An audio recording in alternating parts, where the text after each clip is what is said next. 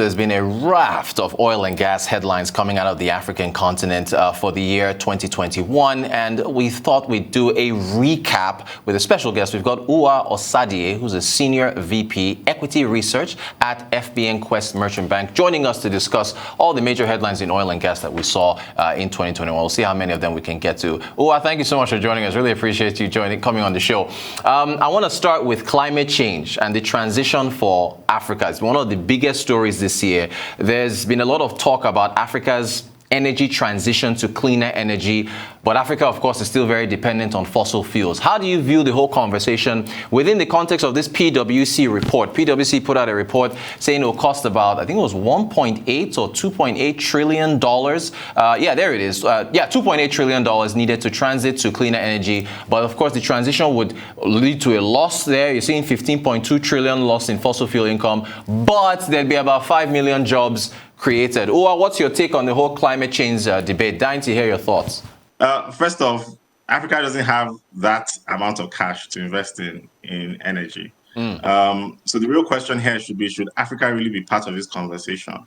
As a continent, we are responsible for around 3% of global CO2 emissions. Some developed nations emit several times that figure. In many respects, Africa is an under-emitter. We are energy poor. So we need energy for our industries, our homes, businesses, and really to get folks out of poverty.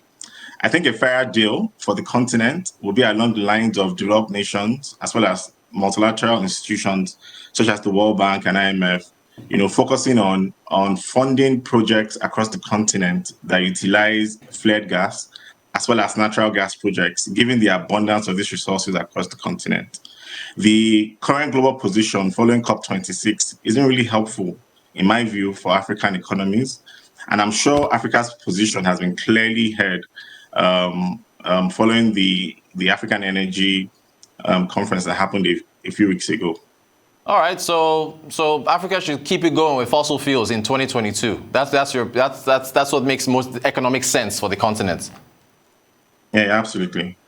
Great stuff. I need to ask you about oil spills. There was a report, of course, you saw what happened in Bayelsa involving ITO here. Here's a report from the National Oil Spill Detection Agency. As from March 2015 to 2021, 4,919 oil spills, 4.5 trillion barrels lost to oil theft. One of the biggest headlines that came out this year. I think Shell had to pay about $111 million. A Dutch court found them, guilty of pollution in Ogoniland.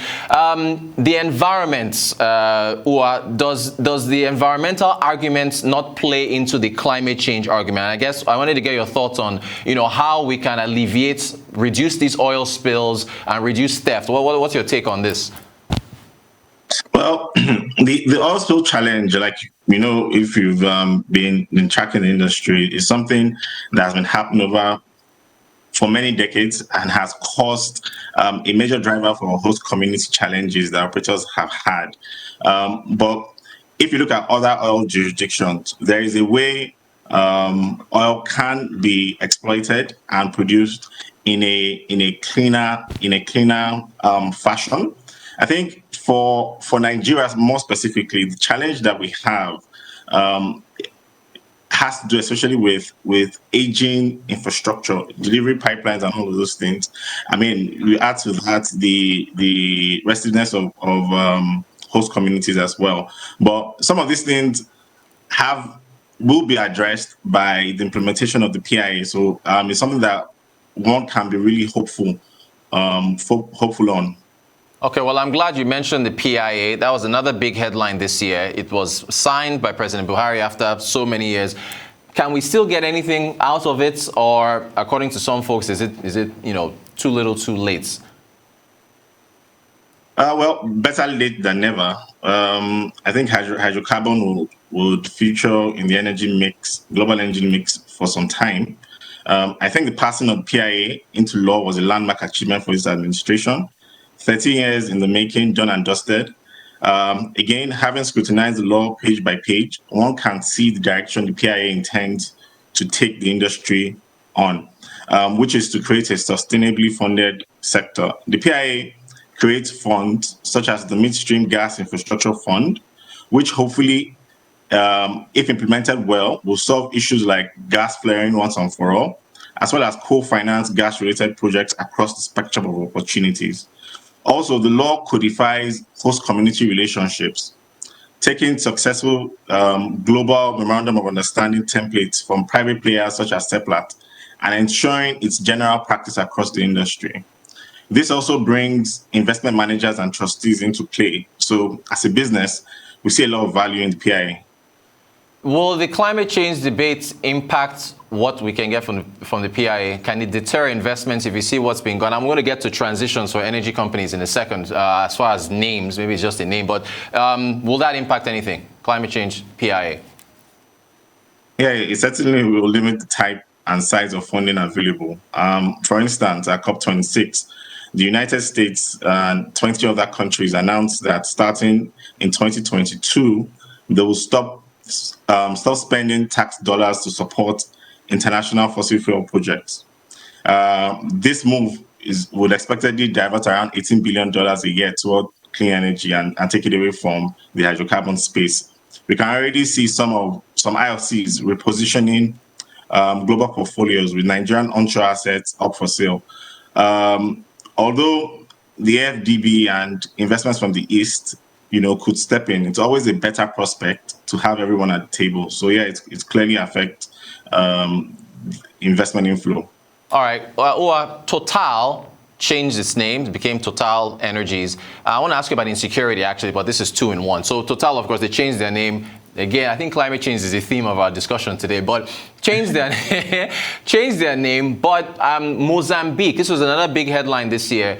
$20 billion LNG project in Mozambique, force majeure as a result of terrorist attacks. Is that another deterrent as you look to 2022 and oil and gas investments, climate change aside, insecurity, or how much of that is a concern? Well, locally, Seplat changed its name as well to Seplat Energy. Yeah, that's true. I think it's sort of, the trend within the industry of energy seeking to diversify the mix of energy, fuel that it produces. But in terms of security, insecurity has been an issue for a while. But it's a challenge the oil and gas industry has usually found a way around. We have seen situations where production has continued right in the midst of wars. What it does, however, is raise producing and operating costs, like in the Niger Delta. Say, for instance, in Niger Delta, you have operators. Operators have to factor in expenses such as security or, exporting production through relatively more expensive channels like barges, because export pipelines have been vandalized. So it really increases cost. But looking ahead, because the space is really now more competitive, this sort of situation where insecurity increases, the cost per barrel for operators isn't quite ideal, because we are getting, well, rather in today's energy world, there are more alternative, hydrocarbon jurisdictions than in the past. And of course, hydrocarbon is just an option in terms of an energy investment these days, given, the rise in renewables.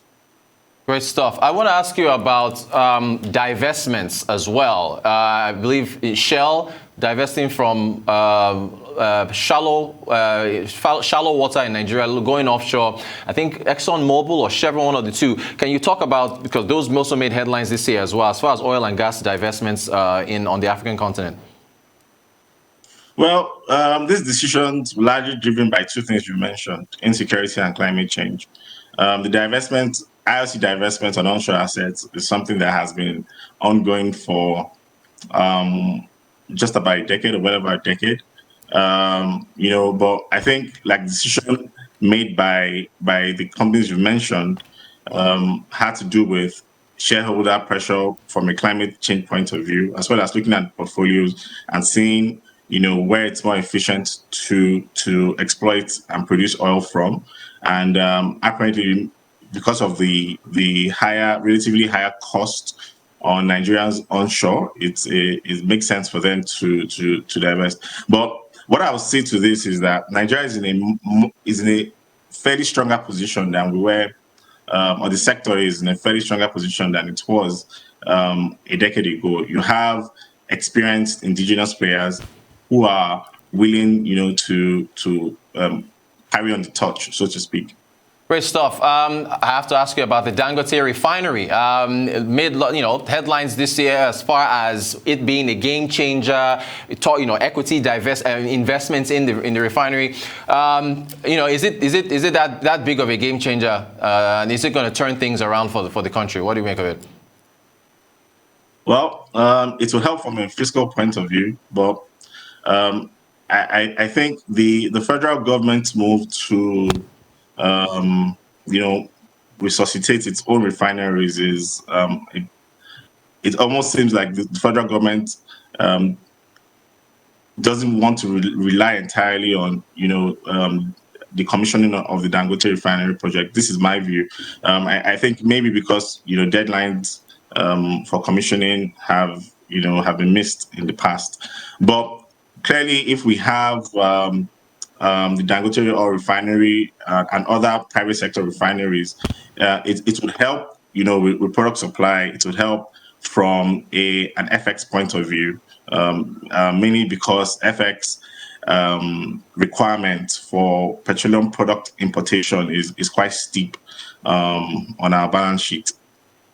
Great stuff. I have to ask you about cooking gas prices, or you've seen, 40% increase, and we've got a festive period, lots of people cooking, parties and so on and so forth. How can that be alleviated going forward? Is it investing in more infrastructure here to reduce our imports of gas, because we're not immune to what's happening in international markets? How do you see the whole, cooking gas situation? I guess firewood is out of fashion, so it is. Yeah, we clearly have to focus on LPG. But we could blame international prices, the rise in global hydrocarbon prices, lack of infrastructure, but also you have to add to that Naira devaluation. At the moment, the NLNG is really the only producer of LPG in the country. The gap is filled by imports, which is a really huge gap. However, there are projects such as the ANOH gas project, championed by Seplat and the NNPC, which is expected to be commissioned in 2022, that could help close this LPG supply gap. For infrastructure, or more accurately, pipelines, gas storage, and so on, the PIA seeks to address these challenges via the Midstream Gas Infrastructure Fund I spoke of earlier. Ultimately, there's a plan to deliver more pocket-friendly LPG prices, but I think we'll begin to see the impact in the medium term, 3 years, 3 years and above. Clearly, now the infrastructure has to be in place for us to see benefits.